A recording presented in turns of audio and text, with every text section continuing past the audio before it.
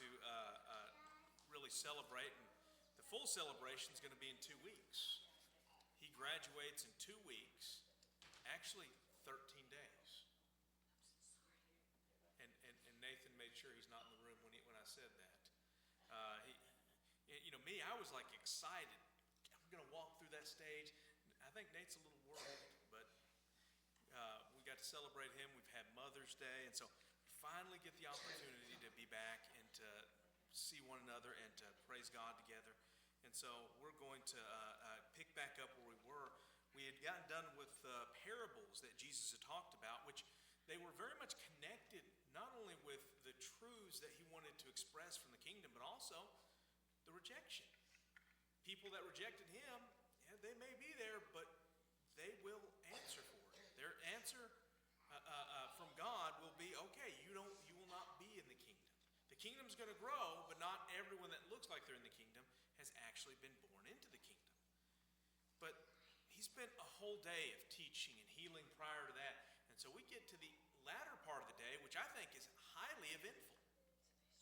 In verses 35 of Mark chapter 4, verse 35 through 41, this is a sermon I like to preach, but we're going to highlight a couple of things a little more than I normally do. But we have Jesus and his calming the sea. Now, I think young ones that are in Sunday school or in children's church, this is one of the stories that can be very fun for them, very wonderful to learn. But it's actually one of the more difficult things for us to fully understand. Because typically people understand they either recognize the divinity of Christ or the humanity in Christ. But I want you to realize they're both true. And so we have to focus on both, and that's not always easy. Now you will hear people like Muslims say, well, can you square a circle? Time out. What you can do is put a pencil and connect them, right? Within the body of Jesus was a human nature like you or me. Not a sinful nature, but a human nature, but also his divine nature. They didn't mix, but they connected. And so it's not something we fully understand, but there was a lot of fights over this back in the 2nd, 3rd, and 4th centuries. Those kinds of things, they were trying to understand, how did that work? Well, he was God and he was man. It didn't mix, it connected. So it's really powerful. So did he get tired? Yes, he got tired. Prior to his incarnation, did he get tired? No. But in his incarnation, did he get tired? Yes, he got tired. Just because God has all power doesn't mean he uses it at every moment. Let's think of it this way. The President of the United States, whichever president you want to think of, has the authority for military offensive, right? Without, for a certain amount of time. Does that mean every president must use it every single day of their entire term for it to be true? No! Just because they have that authority doesn't mean they have to use it every moment. Just because Jesus is God didn't mean he had to use his divinity in every way for everyone to see all the time. Okay? God controls his ability, has full control. It's not something he's out of control of using. So when we look on this, the day has come to its end. They're going to send the people away.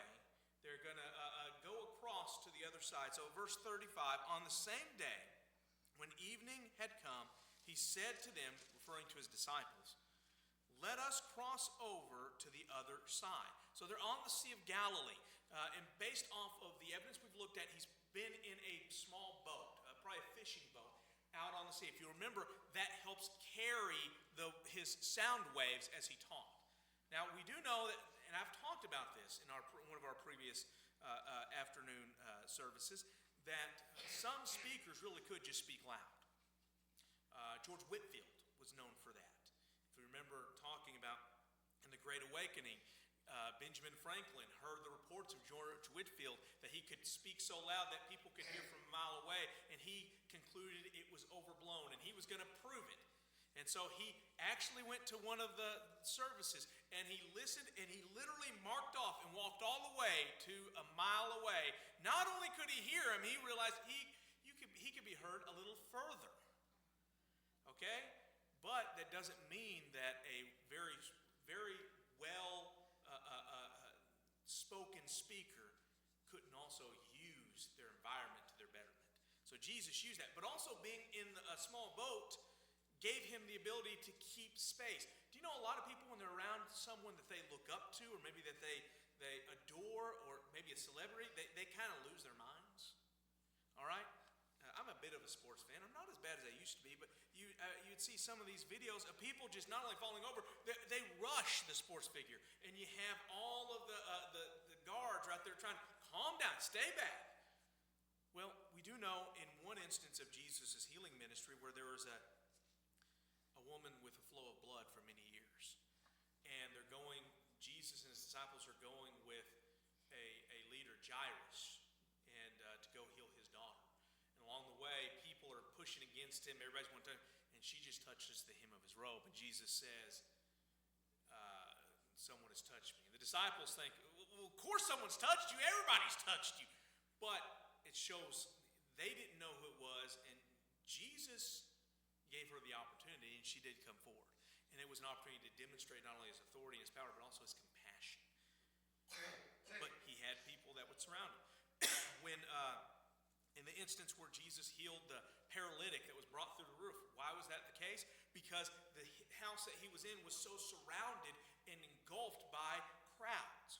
And so by being in this small boat, this fishing boat perhaps, so many feet away from the shore, it gives him space so he can speak. He can be heard. And also, no one can just overwhelm him with statements or questions. He can control the situation of teaching. So that makes sense. He tells his disciples, let us cross over to the other side. This is not a full-blown command in the normal way in Greek. It's not an imperative verb.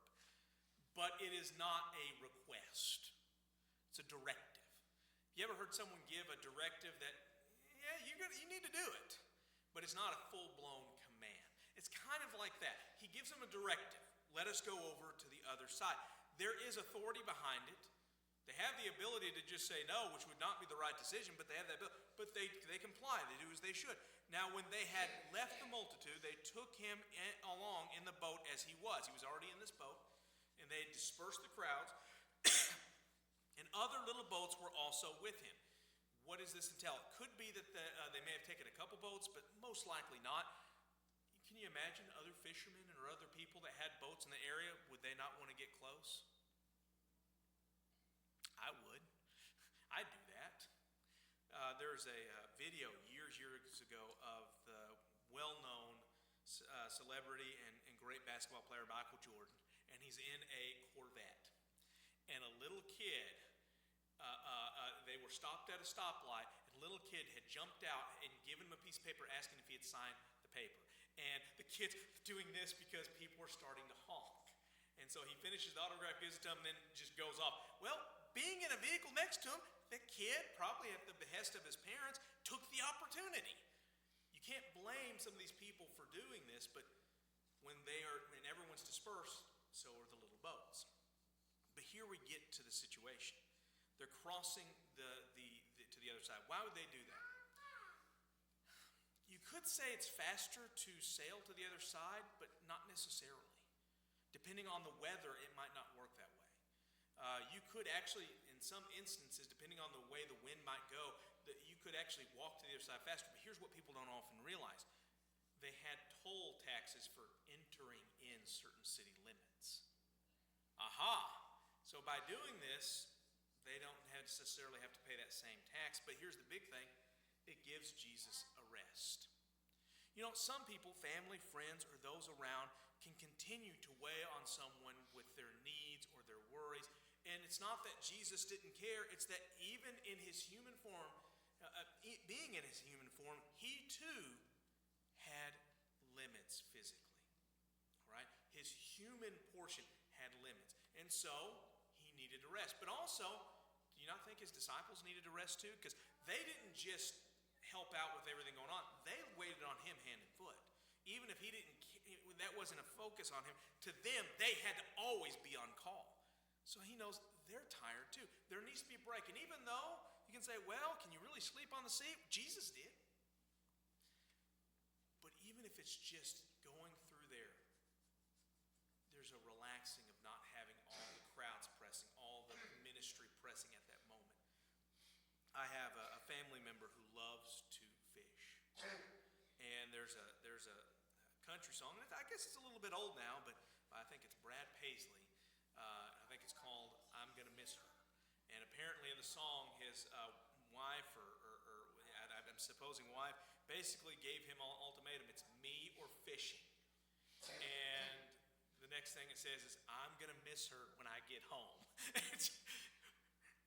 You may have a family member that's kind of like that, but the thing is, the piece of the fishing is something that some people really like, or the piece in the hunting, or piece in whatever it is. I'm taking that break. They go across, and this provides them a little bit of rest. It's just that this is not the day that rest is really going to get the rest of them, is it?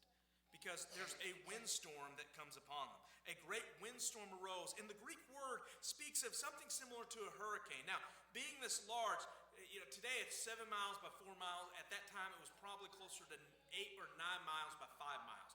The Sea of Galilee has actually shrunk over the millennium to some extent. But it's not big enough to have a hurricane, but the word has the idea of such a windstorm where waves are knocked about in such turmoil and tumultuous nature that it's a frightening ordeal. Now, just so you realize, the Sea of Galilee is below sea level, but it's surrounded by hills far above sea level. So whenever a storm can come through, you might not be able to see it very quickly. And sometimes just the wind coming off can mix the cool air from above mixed with the warm air coming from the Sea of Galilee and create windstorms. Although this was apparently a very strong one. The windstorms came and the waves beat into the boat. Now the Greek has the idea it kept hitting the boat. Can you imagine? Any of y'all like getting wet when you don't want to? No. And some of these are experienced fishermen. They know how to navigate. That also means they know when things are bad. And so the water keeps hitting the boat. Waves keep hitting, which would mean that the force of the waves could start to rock the boat. Not just rock it, but hit the side hard enough to where you can feel creaks. But also the splash of the water would hit you in the face, or on the head, or on the back. And that'll wake you up. Naturally, the water starts collecting in the boat. And it's not sinking, but it could get to that point. But he was in the stern, asleep on a pillow. And what this refers to is not a big ship. This was a smaller ship, but in the back of the ship, the back part of it would be where the steerman would normally sit. And they would have an area where you control the rudder and the steering. Well, oftentimes these would have small leather pillows to sit on. So if you're going to sit, you need to sit to where you can do this. The other guys can move and stuff, but the steerman needs to have a little bit more area. Well, Jesus was industrious. He used it as a pillow. He's asleep. Now, you may say, or some people may say, this is why I believe this is not a true story, because he slept through all this. There's always someone that has proved us wrong on this ability. My seminary, or I guess dormitory, I almost said cellmate. That's not true. Roommate. He's a heavy sleeper. Why would I say that? He had 6 alarms. 6 alarms. And you know which one woke him up on the most normal basis? Me. I guess I was the 7th. And he did things differently than me. I'd stay up and get my work done if I needed to and then go to sleep. He would go to sleep early and then get up early. We're talking 3, 4 a.m. That did not really go well with me, but hey, as roommates, you work with it. But you can hear, and I mean, the whole room is just filled with noise, and he's out. I remember one time going up to him and, hey, wake up, and just grabbing him by the shoulders, wake up! And he barely woke up. There can be a sleepiness so strong that, yes, winds and waves don't really change anything. But I want you to realize Jesus was tired. Later heretics in the 2nd and 3rd and plus centuries would say that Jesus was divine, but he had no real body. It just looked like he had a body. He slept. All right? He ate. When John apostle writes in his gospel, but he makes it even more clear in his first letter. He says, we beheld him, we saw him. And he uses verbs that indicate we touched him and we can still feel him. We saw him and we can still hear him. They heard him, and you could almost imagine they could still hear his voice. They had been impressioned by Jesus, and a simple spirit doesn't do that. They walked with him for 3 years. They slept in the same area as him. This right here would be one of those things that would never leave you. But here's what a lot of people don't oftentimes realize. Matthew and John were disciples of Jesus. Mark and Luke were not personal disciples. Mark may have met Jesus. Luke almost certainly had not. Where did they get their information? Luke says, with no doubt, he went to eyewitnesses. He went and talked to people. He knew all that had been said or learned all that had been said. Mark, early church history, as early as the end of the first century, says that Mark had close association with Peter. And that when Peter went to Rome and ultimately would be killed in Rome, Mark was his interpreter. All right? Not that Peter didn't know Greek, but in Rome, they're going to speak a lot more Latin. And guess what? Mark grew up in an aristocratic family that was more adept to that. And it said that Mark took the teachings and the preachings of Peter and ordered them in a specific way and maybe glossed them over for consumption so people could have what Peter said. When you read this in the Greek, it's like somebody's right there telling you what happened. Kind of like a hunter. You ever met a hunter that loves to tell stories? I had one in high school, and he oh man. And it was never, I was there, and I saw this. No. He's telling it like he's right there. It's in present tense. I'm right there. I'm looking down my rifle, and I see the sweet spot. It's actually all present tense right here in Greek. So what is that telling us? Very likely, this is absolutely what Peter would say. Peter was there. Peter would remember, wouldn't he? So, with this, they wake him up and say to him, "Teacher, do you not care that we are perishing?" And in the Greek, the idea is, the fact that we're dying, does it not matter to you? Now, a pointed accusation in the form of a question, if I ever heard one. It's almost like a kid. "Mommy, don't you care that I'm starving?" Actually, they may be saying that to Daddy more lately. I don't know, but it's back and forth. It depends on the day. This was more pointed than it should have been. But they're scared. Do scared people say things they sometimes don't really mean, but they're just frightened and they're trying to express themselves? That's what's going on. Now, that's not to say they were right in what they said. It means they're human, right? The Bible does not present perfect apostles. It presents real apostles with a perfect Christ, because he was perfect. But they asked this question very pointedly.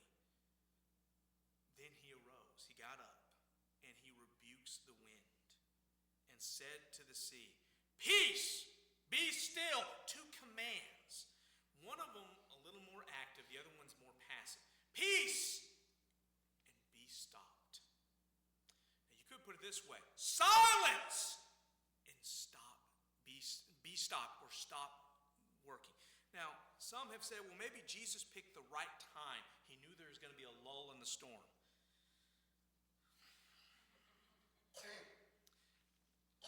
Some people would try to find an out for anything. All I'm going to tell you is, if they have a medical condition and they're trying to find an out, that could be very bad for them.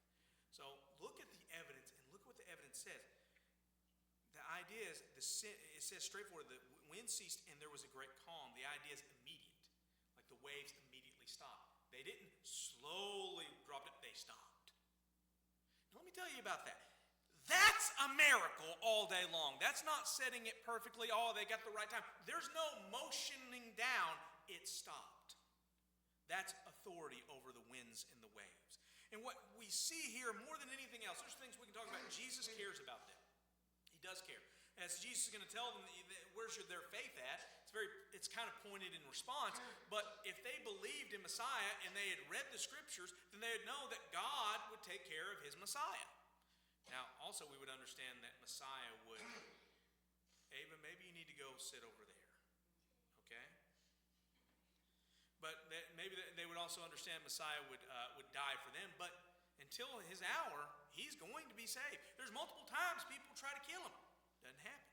They can't. Nothing works out because the Father has everything in his hands. But when you're in the moment of fear, do you always remember that? They say that someone that does not know how to swim, if they end up in a drowning situation, they're not a person you should go to swim to help. You should try to throw them a rope or something because they will drown you in the process. They may be so hysterical. And one person said that's so illogical. Doesn't matter. It's just the situation. A drowning man will pull another down trying to survive. Sometimes in our fear, that's the way we respond to God. Instead of trusting him, instead of slowing down and just letting him take control, sometimes we flail about. But we learn about Jesus here. He has power over the winds and the waves. If you go back to the Old Testament, within the Psalms, it talks about God has the power over the winds and the waves. Jesus has claimed to be God. And when others have claimed he's God, he did not say they were wrong. In a few instances, he basically says, yes, I agreed. So would that not compute to this? Now, real quickly, if he's not able to do it, that tells you he's wrong. But he has power over the wind and the waves. Just because the disciples, with the exception of Judas, believe Jesus doesn't mean they fully comprehend it. Do you know what I mean? Just because they believe it doesn't mean they comprehend it. And in a moment of weakness and fear, they don't think of it. They don't rely on it.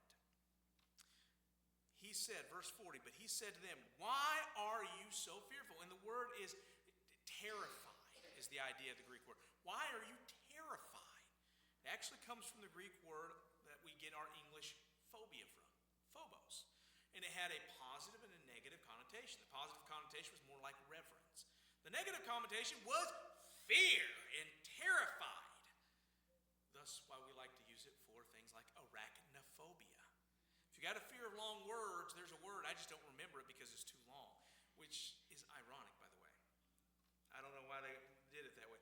But why are you terrified? Now, he's saying this honestly, and you can imagine, did you not just see what we were going through? But you can imagine they just saw him stop all of that. I don't know, I wasn't there, but I wouldn't be surprised if they were open-jawed, amazed, completely drenched, tired, and just, did we just see that? That kind of mindset. Jesus asks a second question. How is it that you have no faith? This is not an instance where they have no faith at all, but how is it that you are not trusting? They have seen him exert authority over demons, authority over death, where even a kid is brought back to life. They've seen him have power over sickness. Based off of the promises in the Old Testament of Messiah, as well as what is said of God, if they truly believe it like they say they do, why did they not realize that Jesus had that power? They could have woken him up and say, Lord, please help us, instead of more pointed accusation. But when you, like me, when we are in a dangerous or a fearful situation, how do we respond? Don't you care about me, God? And we know he does. He sent his son to die for us, right? If we look back at our lives, we'll notice that God provided our needs. And in moments that we could have least expected, he provided so much more. There have been moments, to be honest, I think I physically should have died. Not like on an operating table, but there are situations where how did that crash not happen? But one of my favorite memories was actually, we didn't like it at the time, but Sister Liz and I only had Nathan. He was the only kid we had at the time. And we had this little foreign car. That was fun. And it died in Batesville when we were coming out of Taco Bell. Now you go out of that, you got 5 lanes. 2 on each side and then a middle lane. And it was dead in that middle turn lane. And there was a vehicle coming, I thought it was going to hit us, and it didn't. Well, now, put it in neutral. Maybe I can push it across the street to Arby's. And out of nowhere, I didn't see them, I didn't notice them, was a group boys on I think it was a cross-country trip. Their coaches said, there's a car out there, why don't you go help them? And they came out and pushed the car with me into the parking lot. My God does that. I couldn't plan that. Things like that you can look back on and you can realize that shouldn't have been able to happen. One that really hits my heart, a church member of the last church I pastored was in the hospital here in Jonesboro. I'm pastoring here at this point. We go up to see one of our church members, and this is not too, it's about a year after COVID or so. So we got the masks on in there, and guy comes into the very elevator that we're in, and he looks at me. He doesn't have a mask on. He looked kind of familiar, but I see so many people. I don't think of it. And he looks at me, and he's just staring at me. And you feel weird when someone's staring at you, and you just look at them, and they go, Brother Medlock? Yes. Jerry Medlock? Yes. Oh, thank God. Okay. He said, my brother is here, and we're getting ready to pull the plug. He said the name of his biological brother. I go, what, Brother so-and-so? What? And he goes, our pastor can't come here. Can you come talk to the family? Yes. We go in there, and we share at least 30, 45 minutes, and we pray together. And I'm going to be honest, no one had told me, or I had not heard that he was in the hospital. My God did that. My God did that. I got to be a part of ministry in that situation that I wouldn't have known about. When we look back in those instances, should we not be reminded our God loves us? But in the moments of hardship, let's not forget, let's not get so focused on the winds and the waves that we miss Jesus. He has power over the winds and the waves. He has power over things in this world. And he does not promise to make everything peachy, but he does promise to be there for us. And to relay our prayers to the Father. Verse 41, and they feared exceedingly. Interestingly enough, the Greek uses what the Hebrew likes to say. You can tell our writer is a natural-born Semite, or someone who speaks Middle Eastern. Why? They feared a great fear. It's a way of saying they were really afraid. Maybe not like he's going to hurt us, but oh my goodness. And they kept, in the Greek, they kept saying to one another, who can this be that even the wind and the sea obey him?